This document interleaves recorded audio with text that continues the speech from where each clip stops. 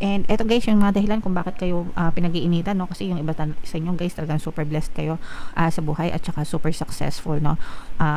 So far, super blessed na, super successful pa.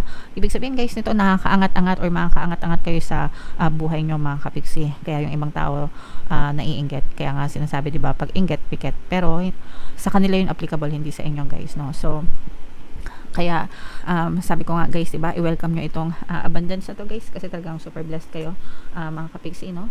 Itong abundance, ito abundance sa inyo, mga blessings at saka success, okay?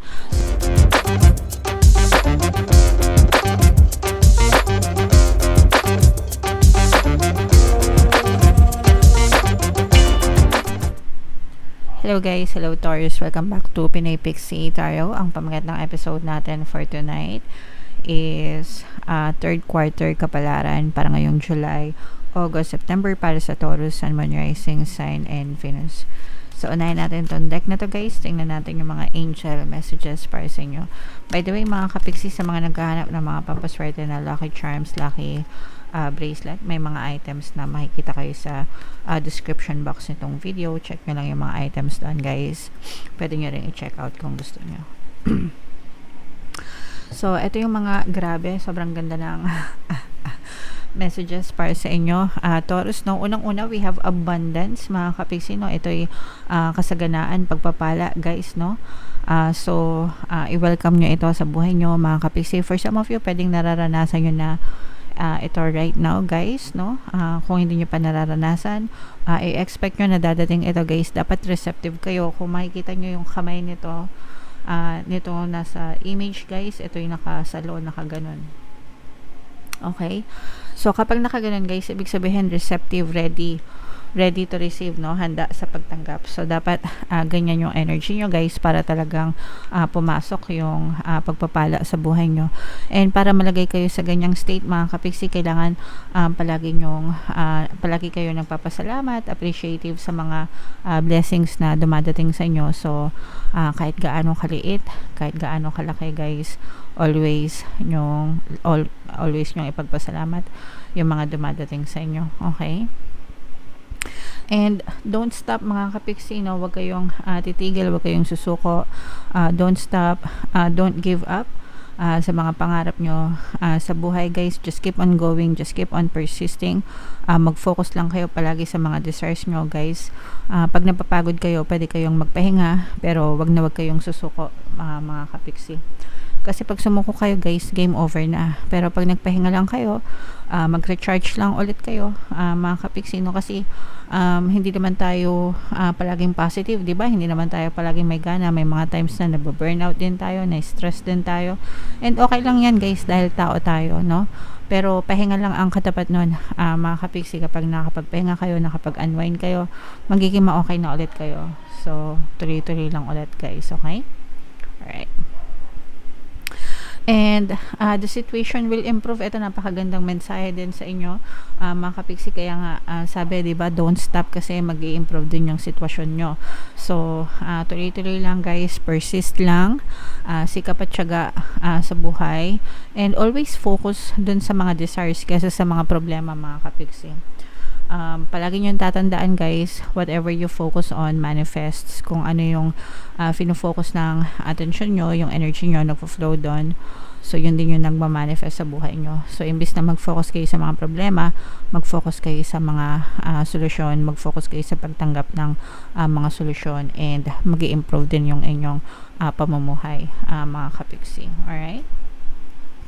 So napakaganda ng mga excuse me, napakaganda ng mga angel messages for you guys. Ito, i-mind nyo na tong mga abundance, pagpapala, kasaganahan, itong improvement ng sitwasyon. Yan, i-mind nyo na guys sa comment section. Deserve nyo yan, mga kapiksi.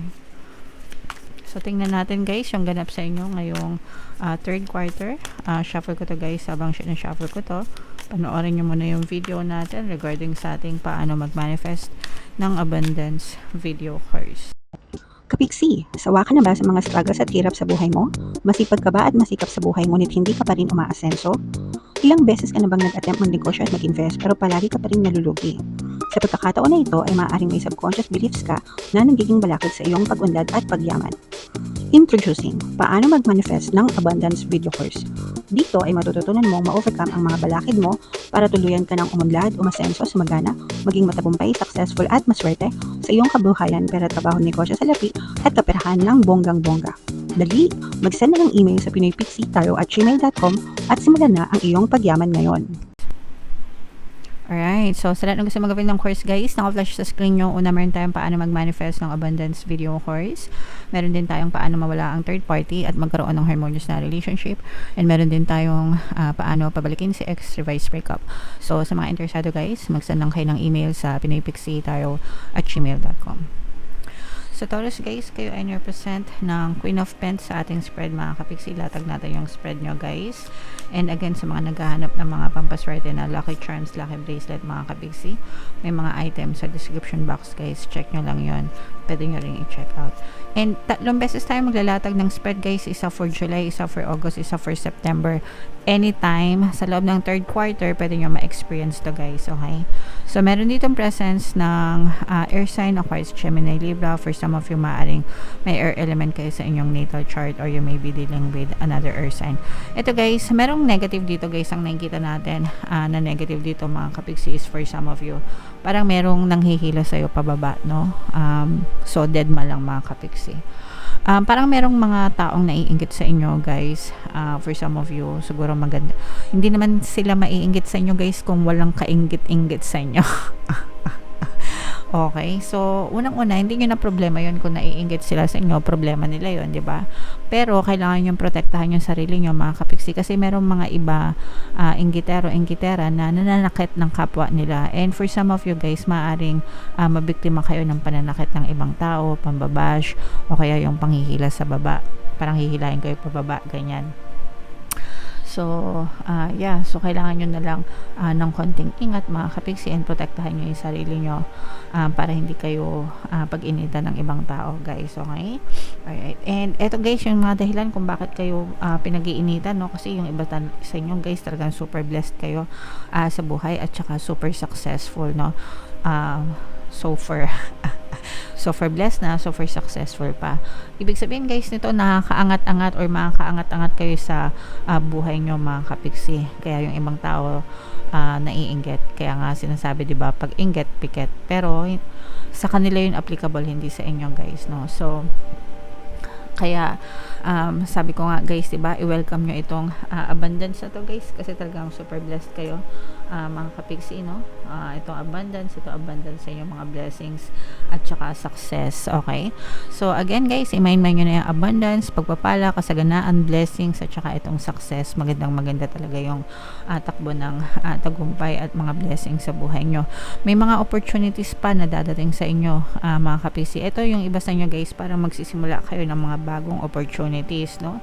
Pwedeng simula ng mga bagong opportunities mga kapiksi, may mga bagong offer na maaaring dumating sa inyo. Ito maaaring maging susi ito para may chance na lalo pang umangat yung inyong buhay, lalo na kung matapat kayo sa magandang opportunity talaga mga kapiksi, okay? So explore lang ng explore guys, no? Kasi hindi nyo naman talaga malalaman yung resulta hanggang hindi nyo susubukan, pero try and try lang. Lalo na guys sa negosyo o kaya sa investment mga kapiksi, nakikita natin na maganda yung kalakaran para sa inyo. So what else guys, tingnan pa natin, latag muna natin lahat mga kapiksi. For some of you guys, maaaring may magbalik sa inyo, maaaring may magparamdam, mga umalis na ganyan. So hindi ko alam kung matutuwa kayo or maiinis, pero maaari may magparamdam sa inyo sa relationship mga kapiksi. Itong person na to parang nagdala ito ng disappointment sa inyo. Yung iba sa inyo actually nag-aantay, no?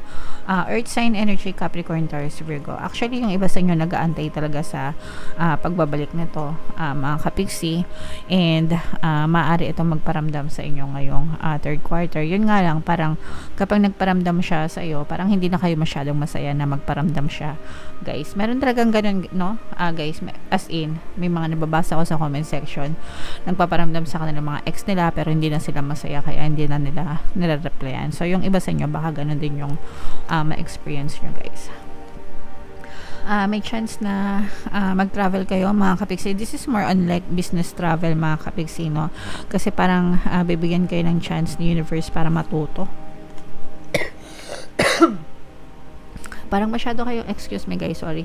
Parang magiging busy yung mga negosyante or yung mga business-minded or yung mga naghahanap ng negosyo guys, no? Parang parang magiging busy kayo, abala kayo sa mga expo, sa mga event, sa mga, yung mga ganun guys.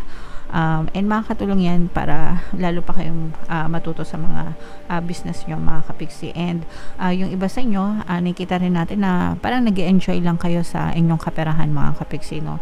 Parang yung iba maaring meron kayong collaboration with other people. Yung collaboration guys, makakatulong yan sa inyo para lalong bumilis yung pag-angat nyo guys. Okay? So, yeah, i-mind nyo na yan. Mga kapiksi, itong mga collaboration na to, itong mga events, ganyan, itong pagbabalik, di ko alam kung matuwa kayo dyan. Bahala na kayo mga kapiksi. So, what else guys? Tingnan pa natin. Merong opportunity na mag-aral kayo mga kapiksi or magturo. It's either mag-aral kayo or magturo kayo. Depende kung ano kayo dyan guys. Pero, parang yung iba, ganun yung focus ng attention nyo mga kapiksi.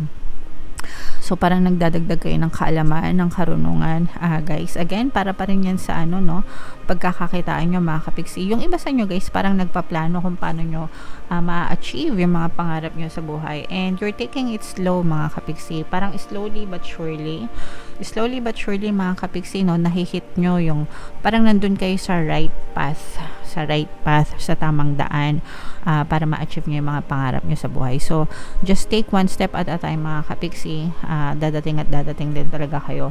Ma-achieve nyo din yung mga pangarap nyo. Basta hindi kayo nagmamadali, guys. And you have to overcome your fear, mga kapiksi, kasi yung mga fear and doubts nyo, guys, yun yung nagiging dahilan kung bakit nai-stuck kayo, no? Imbis na tuloy-tuloy na sana yung pag-unlad at pag-asenso nyo, dahil sa mga fear and doubts nyo, nagkakaroon ng delay. Pero okay lang naman yun guys. I don't see anything wrong with that. Huwag nyo lang masyadong palakasin yung mga fear nyo, mga kapiksi. Alright? And last but not the least guys, no? Meron kayong energy ng good karma. So maganda yan para sa inyo mga kapiksi. So, ito guys, gusto ko lang ulit ilabas itong don't stop na to mga kapiksi, kasi nakikita natin na may pag-usad, no? May pag-usad. Basta tuloy-tuloy lang kayo mga kapiksi. Maaabot nyo din itong mga pangarap nyo sa buhay. Okay? Basta hindi kayo nagmamadali. You're on the right track, mga kapiksi. Okay? Alright. So, comment down below guys. Sobrang dami, no? Comment down below if naka-resonate kayo, mga kapiksi, yung mga magaganda dito guys. I-mind nyo na sa comment section. And for more tarot readings guys, ito yung playlist nyo. Ito naman yung ating success stories ng paano mag-manifest ng abundance video course. Thank you for liking, sharing, and subscribing guys. See you next time. I love you all mga kapiksi. Have a nice day. Bye-bye.